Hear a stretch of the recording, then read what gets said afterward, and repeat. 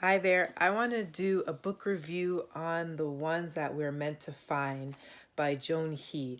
I have talked about this book several times on my channel in recent days. I guess you would classify it as sci-fi thriller, drama. It's young adult, and I gotta be honest, as much as I think Joan He is a very talented author, and I really am surprised by the last half of this book, which I will get to in a minute. I will admit that this book was really hard for me to get into. I think it might have gotten me into a reading slump, and it's really no fault of Joan He. I think it was just a book that I wasn't the target audience for. I'm not someone that is a particularly big fan of sci-fi anyways, but the premise was just so interesting. I had to pick it up, and the cover is absolutely gorgeous. Probably one of the most devastatingly beautiful covers I have seen on a book in a very long time. I know they say not to judge a book by its cover, but it's kind of hard when the book is just like a work of art. I love this so much, and I just find it a hauntingly beautiful image. In any case, for the book review, I have talked about the main synopsis of it, and believe you me, the synopsis does not cover at all what happens in this book. I am shortchanging you a lot, but basic synopsis, bare bones. Two sisters. We're introduced to two sisters. We have alternating chapters of their POV. One sister, Cecilia, or C, is stranded on an island, and she has no recollection of how she got there. She has some amnesia, and she can only see the world through black and white. And she doesn't have much memory of her previous life other than the fact that she knows she has a sister and her mission is to find her. Ha! And that's you would think that would be more than enough of a story. We also have the other sister, Casey or Kay, who is in this eco society that's supposed to help with essentially helping with reducing the carbon footprint of humanity. In the world that we're introduced to, in the ones that we find, the earth is extraordinarily volatile. There's natural disasters that are just widespread, and it's just got to the point where earth is considered almost uninhabitable. So they created this eco society as a way to preserve whatever is left of earth, and everything in this eco society that is in the sky, most day-to-day life is through virtual reality. So everything from having hologram projected images of yourself to go to doing basic things like going to school, going to work, etc., etc. You have apps that are embedded within your brain. I believe a lot of the people in the society have chips embedded in their heads, and they have apps that kind of regulate their physiology. Really cool, really complex world. Very much like the show Black Mirror, if anyone's familiar with that Netflix show. So Kay is also trying to find her sister. That is the basic premise of it. But the book is so much more than that. It obviously touches upon climate change. Climate change is a big theme in this book. Capitalism is a big theme in this book. Familial bonds is a big theme in this book. But it also has a really bittersweet element, and it gets progressively dark. I honestly did not know what I was in for when I read this. I'll be honest, the first half of this book was what put me in a reading slump.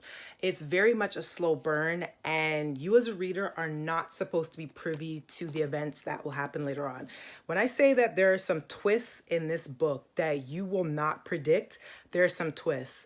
And Joan He was extremely deliberate in the way that the story is told. With one sister's chapters, her point of view is in first person, and the other sister's point of view is in third person, which I thought stylistically was an interesting choice. And once you start getting to the twists, it becomes really clear as to why that was a writing device that was used brilliantly, I have to say.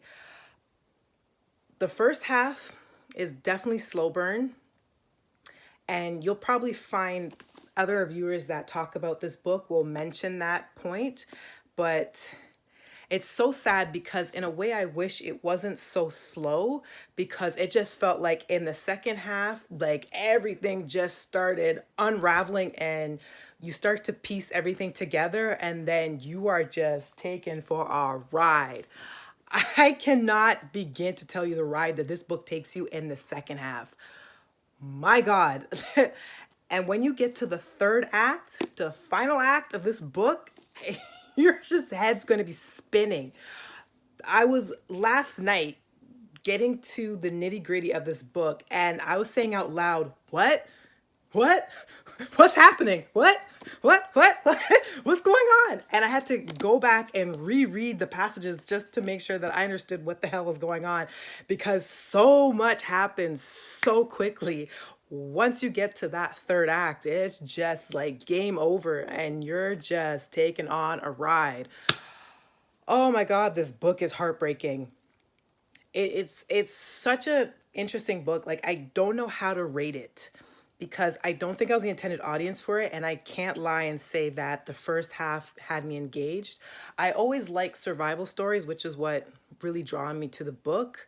I like survival stories. I love the idea of one sister being trapped on an island and then having to find a way to get off the island and get back to her sister. But it's just so much more than that. I can't begin to tell you how well crafted the second half to the final pages of this book were.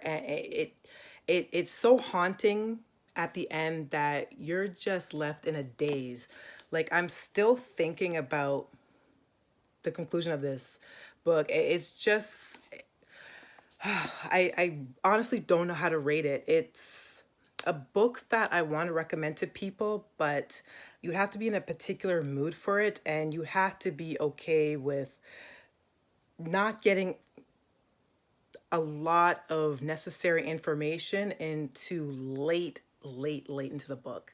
And there's a lot of people that if they read like the first 50 to 100 pages and they're not engaged with the story, that they'll give it up. And I'm typically one of those readers.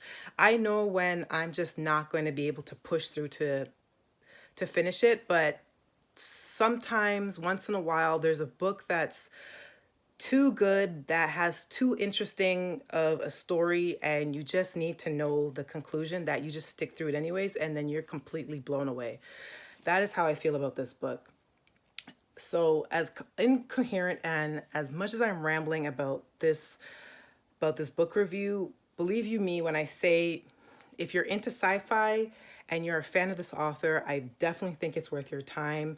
But be prepared that it's a slow burn. There's going to be a lot of terms that are thrown at you that you're not going to make sense of. And at times you probably will feel like putting this book down. But let me tell you, when it gets to that final act, you'll completely understand why there's so many that turned out to absolutely adore this story. I still don't know how to rate it. I don't know. Like, I am flabbergasted, and it's left such a lasting impression. And it's one of those stories that I don't know that I would pick up and read again because I just had such a hard time with the first half of the book. But I don't know what else to say other than this completely blew my expectations sky high. It is such a wonderfully complex story, and I haven't read anything quite like it in some time, but it was really hard for me to get into at first, but I still think it's a worthwhile story getting into if you just have the patience for it. Definitely if you're a sci-fi fan, definitely if you read slow burn books and find that type of experience enjoyable. But wow, That's all I have left to say. Wow. Good night.